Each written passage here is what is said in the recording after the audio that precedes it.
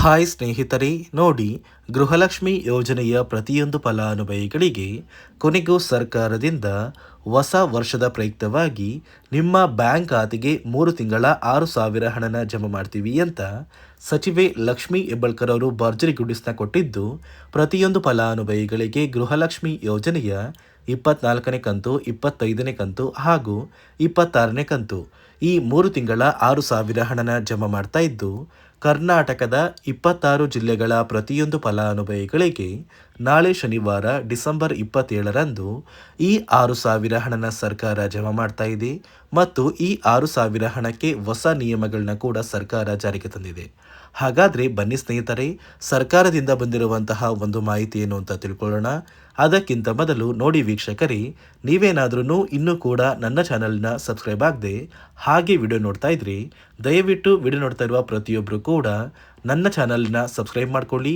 ಹಾಗೆ ಪ್ರತಿಯೊಬ್ಬರು ವಿಡಿಯೋಗೆ ಒಂದು ಲೈಕ್ನ ಕೊಡಿ. ಹೌದು ಸ್ನೇಹಿತರೆ, ಗೃಹಲಕ್ಷ್ಮಿ ಯೋಜನೆಯ ಪ್ರತಿಯೊಂದು ಫಲಾನುಭವಿಗಳಿಗೆ ಕೊನೆಗೂ ಸರ್ಕಾರದಿಂದ ಹಣನ ಜಮಾ ಮಾಡ್ತಾ ಇದ್ದಾರೆ. ಕಳೆದ 2 ತಿಂಗಳಿಂದ ನಮ್ಮ ಬ್ಯಾಂಕ್ ಖಾತೆಗೆ ಗೃಹಲಕ್ಷ್ಮಿ ಹಣ ಬರ್ತಾ ಇಲ್ಲ ಅಂತ ಸಾಕಷ್ಟು ಫಲಾನುಭವಿಗಳು ಯಾರೆಲ್ಲ ವೆಯ್ಟ್ ಮಾಡ್ತಾ ಇದ್ರಿ, ಇದೀಗ ಕೊನೆಗೂ ಒಂದಲ್ಲ ಎರಡಲ್ಲ ಒಟ್ಟು 3 ತಿಂಗಳ 6,000 ಹಣನ ಹೊಸ ವರ್ಷದ ಪ್ರಯುಕ್ತವಾಗಿ ಅಂದರೆ 2026ರ ಪ್ರಯುಕ್ತ ನಿಮ್ಮ ಬ್ಯಾಂಕ್ ಖಾತೆಗೆ 6,000 ಹಣನ ಜಮಾ ಮಾಡ್ತಾ ಇದ್ದು, ಈ ಬಾರಿ ಕರ್ನಾಟಕದ ಒಟ್ಟು 26 ಜಿಲ್ಲೆಗಳ ಪ್ರತಿಯೊಂದು ಫಲಾನುಭವಿಗಳಿಗೆ ಗೃಹಲಕ್ಷ್ಮಿ ಯೋಜನೆಯ 6,000 ಹಣನ ಡಿಸೆಂಬರ್ 27 ಶನಿವಾರದಿಂದ ಸರ್ಕಾರ ಜಮಾ ಮಾಡ್ತಾ ಇದೆ. ನೀವು ಈ 6,000 ಹಣನ ಪಡ್ಕೋಬೇಕು ಅಂದರೆ ಸರ್ಕಾರ ಕೆಲವು ಹೊಸ ನಿಯಮಗಳನ್ನ ಕೂಡ ಜಾರಿಗೆ ತಂದಿದ್ದು, ಕಡ್ಡಾಯವಾಗಿ ಪ್ರತಿಯೊಬ್ಬರು ಈ ನಿಯಮಗಳನ್ನ ಪಾಲಿಸಲೇಬೇಕು ಅಂತ ಆದೇಶನ ಕೂಡ ಕೊಟ್ಟಿದೆ. ಹಾಗಾದರೆ ಬನ್ನಿ ಸ್ನೇಹಿತರೆ, ಆ ನಿಯಮಗಳು ಏನು ಅಂತ ಕೂಡ ತಿಳಿಸ್ಕೊಡ್ತಾ ಇದ್ದೀನಿ.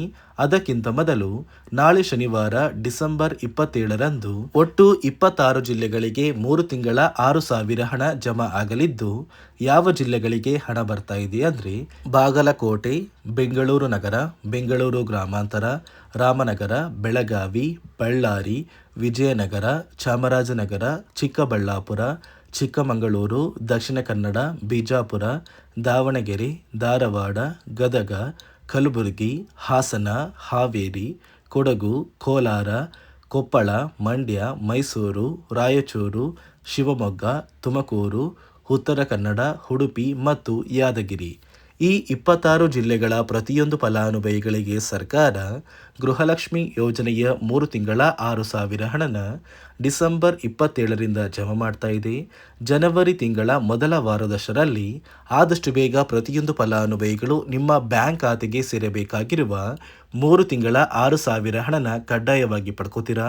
ಆದರೆ ಈ ಬಾರಿ ಪ್ರತಿಯೊಂದು ಫಲಾನುಭವಿಗಳು ಈ 3 ತಿಂಗಳ 6,000 ಹಣನ ಪಡ್ಕೋಬೇಕು ಅಂದರೆ ಸರ್ಕಾರದಿಂದ ಕೆಲವು ಹೊಸ ನಿಯಮಗಳು ಕೂಡ ಜಾರಿಗೆ ಬಂದಿದ್ದು, ಸಾಕಷ್ಟು ಫಲಾನುಭವಿಗಳಿಗೆ ಈ ನಿಯಮಗಳ ಆಧಾರದ ಮೇಲೆ ಗೃಹಲಕ್ಷ್ಮಿ ಹಣ ಕ್ಯಾನ್ಸಲ್ ಆಗಿದೆ.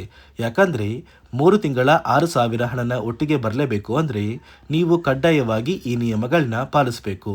ಹಾಗಾದರೆ ಆ ನಿಯಮಗಳು ಏನು ಅಂತ ಕೂಡ ತಿಳ್ಕೊಳ್ಳೋಣ.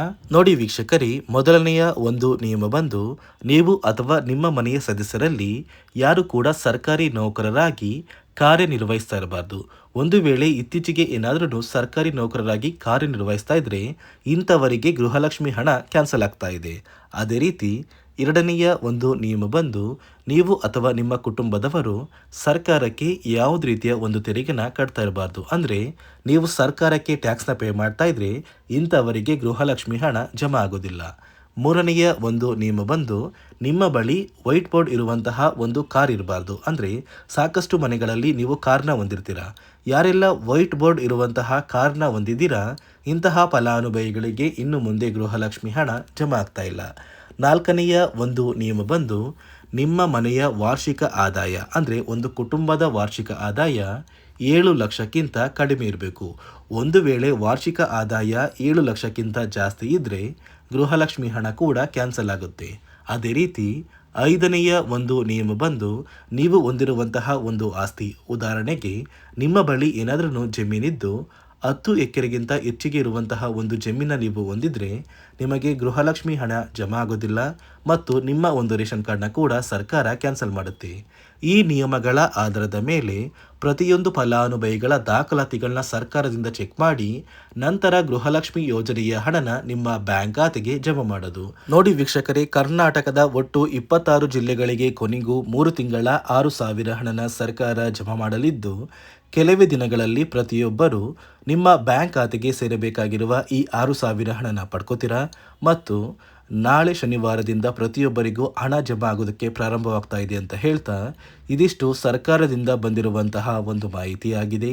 ನಾನು ಕೊಟ್ಟಿರುವಂತಹ ಮಾಹಿತಿ ನಿಮಗೆ ಇಷ್ಟ ಆಗಿದ್ದಲ್ಲಿ ದಯವಿಟ್ಟು ಪ್ರತಿಯೊಬ್ಬರು ನನ್ನ ಚಾನಲ್ನ ಸಬ್ಸ್ಕ್ರೈಬ್ ಮಾಡಿಕೊಳ್ಳಿ, ಹಾಗೆ ವಿಡಿಯೋಗೆ ಒಂದು ಲೈಕ್ನ ಕೊಡಿ.